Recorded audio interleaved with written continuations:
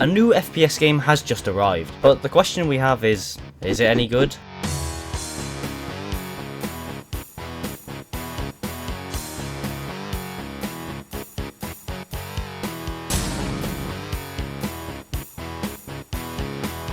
Welcome to Retooled. Retooled is one of the newest indie FPS games on the block.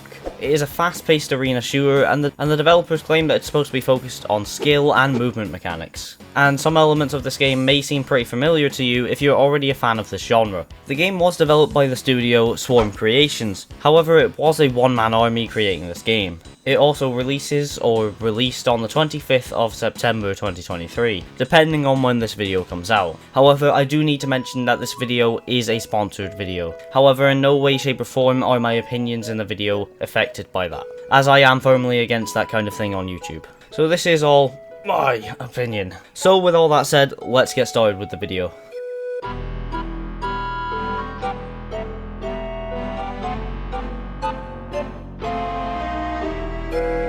So, the game starts us off with a little tutorial thing where we get given this robot guy to show us how to shoot our weapons, which is simple enough. It's the same as every other game.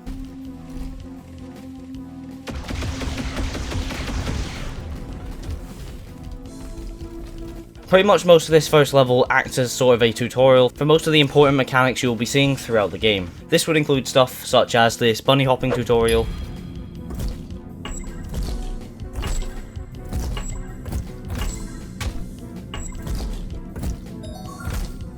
and also the important information you should know about the game's combat. That information would be things like the fact that there's extra lives, but once you run out of those extra lives, you restart the entire level. Or how some enemy attacks can penetrate your shields and go directly into your health, meaning that even if you have full shields, you can still die due to your health bar. And it also does explain to us that enemies with shields are weaker to your plasma rifle than they are to bullets. And this kind of reminded me of the system in Halo, where when you shoot an enemy's shields with a plasma weapon, it burns them through faster, but then once you use bullet-based weapons, it will then kill them even faster when they have no shields.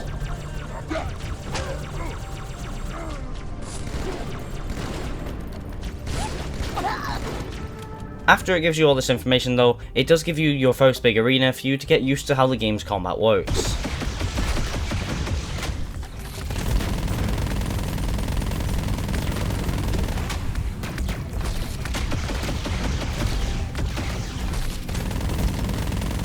I think the game overall plays pretty nice, although I do have some complaints. First of all, the game's base walking speed does feel a bit slow. There's something about it that's a bit off. Second of all, there's no option to increase the FOV on the game, which is something I really hope gets added to the game in future. But aside from that, the gameplay is pretty solid, and it provides a fun experience.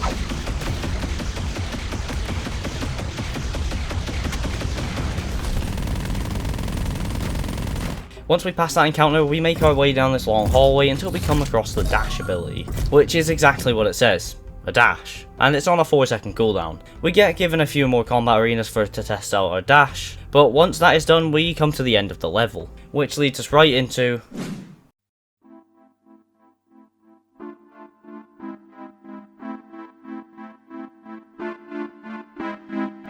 Alright, so right off the bat, I don't want to be the one to say this, but John Wick 3. But seriously, yeah, our goal in this level is to find more parts for our robot character. Of course, we do this by shooting our way through everything in our way. And some of the abilities that get introduced to us here would include, first of all, the rocket launcher. Probably one of my favourite things to use in this game. It gives you 3 shots and then a cooldown to reload its ammo. I think this is a really fun weapon, however I do think that it should feel a bit more impactful. And the sound design for it feels just a bit flat.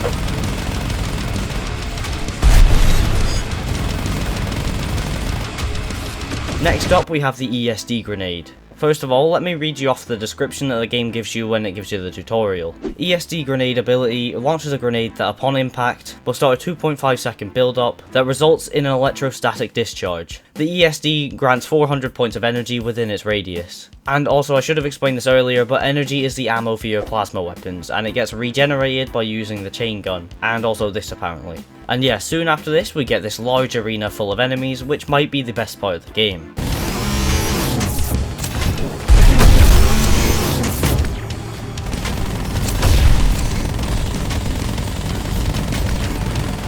And upon completing this arena, we then pick up a permanent health increase. But unfortunately, that is the end of the level, and it leaves us to move on to...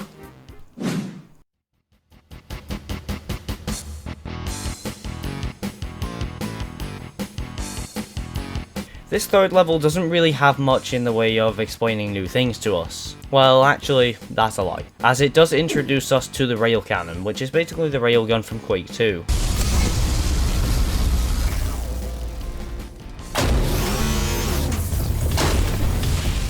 And along with that, we see a few new different types of enemies in this level. However, I don't really want to explain how they work, as it's...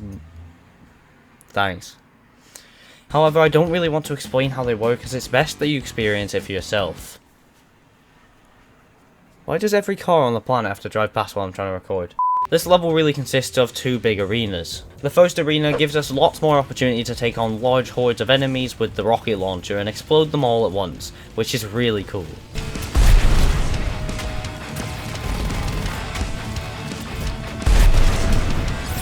And it also allows us time to get used to the rail cannon before the real challenge of the level. Oh, and I'd also like to mention that some of the music in this game really reminds me of Quake 2, and you can probably hear what I mean as well.